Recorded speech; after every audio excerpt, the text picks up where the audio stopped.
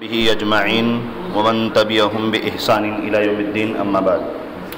فقال الله تعالى في كلامه المجيد والفرقان الحميد فأعوذ بالله السميع العليم من الشيطان الرجيم بسم الله الرحمن الرحيم يا أيها الذين آمنوا إن جاءكم فاسق بنبأ فتبينوا. پچھلے جمعہ ہم نے محرم الحرام اور اسی طرح سے جو حرمت والے مہینے ہیں اس کے بارے میں مختصر انداز میں کچھ بات سمجھی تھی، اور آج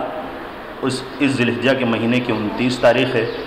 اور یہ مہینہ محرم کا حرمت والا مہینہ جو ہے یہ ختم ہونے والا ہے، اور اس کے بعد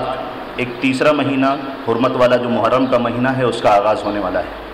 لیکن حجۃ الوداع کا جو پیغام اللہ کے رسول صلی اللہ علیہ وسلم نے اسی ذی الحجہ کے مہینے میں مسلمانوں کو جو دیا تھا نہایت ہی اہم پیغام تھا، اور اس کی اہمیت ایک مسلمان کے نزدیک بہت زیادہ ہے، کیونکہ اس کی ذمہ داری ہے کہ وہ اللہ کے رسول صلی اللہ علیہ وسلم کے احکام پر خود عمل کرے اور دوسروں تک پہنچانے کی کوشش کرے. قرآن کی ایک آیت جو سورہ الحجرات کی آیت نمبر 6 ہے، جس میں اللہ رب العالمین نے مسلمانوں کو حکم دیا ہے اور ایڈریس کیا ہے کہ اے مسلمانوں، اے مومنوں، اے وہ لوگوں جو ایمان رکھتے ہو، اگر آپ لوگوں کے پاس کوئی فاسق، کوئی گنہگار کوئی بھی نیوز لے کر آتا ہے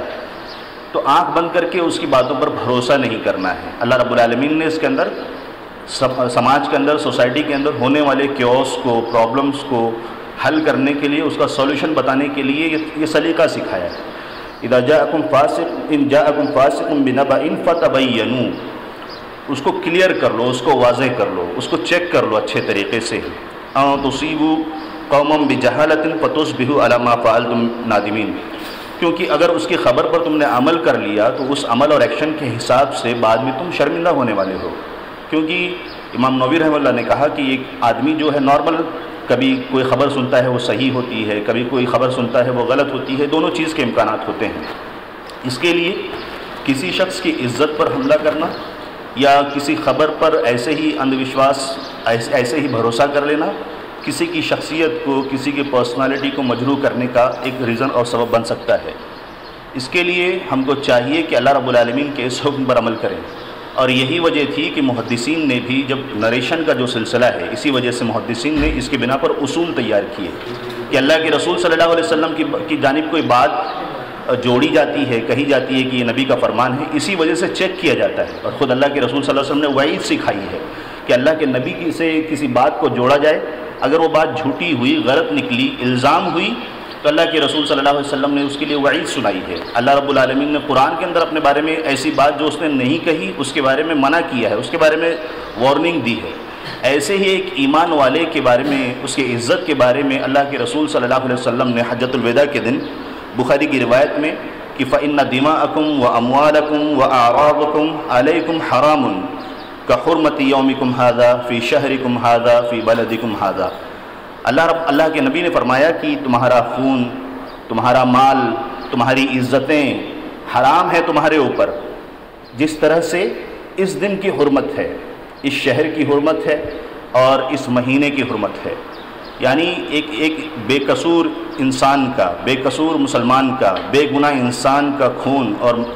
مال اور اسی طرح سے اس کی عزت کے ساتھ چھیڑ چھاڑ کرنا،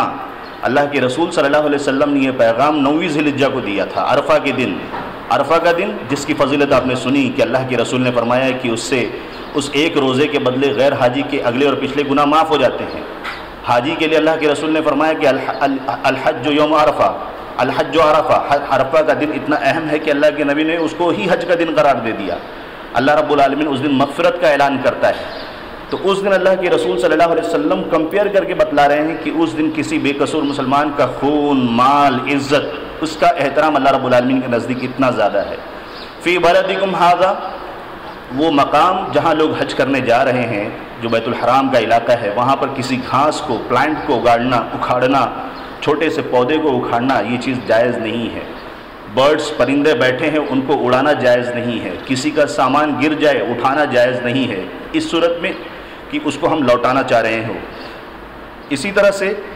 زمانے جاہلیت میں یہ حال تھا کہ اگر اپنے کسی باپ کے قاتل کو دیکھ لیتے تھے تو اس کو بھی وہ چھوڑ دیا کرتے تھے، اور زمانے اسلام میں اس کی اہمیت اسی طرح سے اور بڑھ جاتی ہے. اسی طرح فی شہرکم ھذا یہ ذی الحجہ کا جو حرمت والا مہینہ ہے، اس کے اندر خون خرابے سے قرآن کی آیت میں خود اللہ رب العالمین نے منع فرمایا ہے۔ تو اس طرح سے اللہ رب العالمین نے ایک پاک دامن عزت کو، اس کے مال کو، اس کے خون کو حرام قرار دیا ہے۔ ہم کو چاہیے کہ ہم کسی بھی شخص کی عزت کے بارے میں، کسی کے بارے میں کچھ بھی بات کہنے سے پہلے 10 بار سوچیں کہ اس کا خون، اس کی عزت، اس کا مال ہمارے لیے حلال نہیں ہے۔ ایک حدیث میں اللہ کے رسول صلی اللہ علیہ وسلم نے فرمایا، اور اس پر اپنی بات کو ختم کروں گا، کہ 5 چیزیں ایسی ہیں، 5 گناہ ایسے ہیں جس کا کوئی کفارہ نہیں ہے۔ یعنی انسان جب کوئی کام کرتا ہے، نیکی کا کام کرتا ہے، ثواب کا کام کرتا ہے، تو اللہ رب العالمین اس نیکی کے بدلے اس کو ختم کر دیتا ہے، یا پھر اس کے اوپر کوئی حد ہوتی ہے۔ لیکن یہ ایسے 5 گناہ ہیں، یہ اس کے لیے کافی نہیں ہے۔ پہلی چیز اللہ رب العالمین کے ساتھ شرک کرنا ہے، اور بلا وجہ کسی کا قتل کرنا ہے، کسی مومن کے اوپر الزام لگانا ہے، بہتان تراشی کرنا ہے، اس کی عزت کے ساتھ کھلواڑ کرنا ہے، یا جب اسلامی کی اسکالرز کبھی جب جہاد کا موقع آئے اور جب اس کی اجازت دیں، اس وقت وہاں سے وہ پیٹ پھیر کر بھاگ جائے، اور کسی کے مال پر ناحق قسم کھا کر قبضہ کرنے کی کوشش کرے۔ یہ 5 ایسے گناہ ہیں جس کے لیے توبہ کرنا لازمی ہے، یا جس کے ساتھ وہ معاملہ ہوا ہے اگر وہ معاف کر دیتا ہے تو اس صورت میں اجازت ہے، ورنہ اللہ کے رسول صلی اللہ علیہ وسلم نے فرمایا کہ 5 گناہ ایسے ہیں جس کا کوئی کفارہ نہیں ہے۔ اللہ رب العالمین سے دعا ہے کہ وہ ہم کو احادیث رسول صلی اللہ علیہ وسلم پر عمل پیرا ہونے کی توفیق عنایت فرمائے۔ آمین۔ السلام علیکم ورحمۃ اللہ وبرکاتہ۔